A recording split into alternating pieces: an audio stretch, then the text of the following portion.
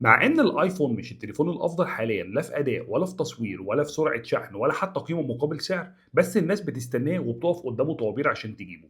عارف السر فين؟ السر في استراتيجيه تيم كوك اللي نقلت ابل من شركه تكنولوجي للاكجري براند بتبيع مكانه اجتماعيه مش مجرد موبايل. ابل بتطبق نظريه الفيبلين جودز، السلع اللي قيمتها بتزيد في عيون الناس كل ما سعرها يكون اعلى. هي الشركه الوحيده اللي رافضه تعمل موبايل اقتصادي سعره من 100 ل 200 دولار عشان بس يحافظ على التميز ده. الايفون بقى رمز الحاله، اللي شايله باين ان هو جزء من الاليت، نفس سيكولوجيه رولكس ومرسيدس ورينج روفر. وحتى دفاع الناس عنه بكلمات زي الاستابيليتي والسكيورتي هي مجرد تبرير انهم دفعوا فلوسهم في حاجه تستاهل، برغم ان ارقام المنافسين سافرت بمسافات.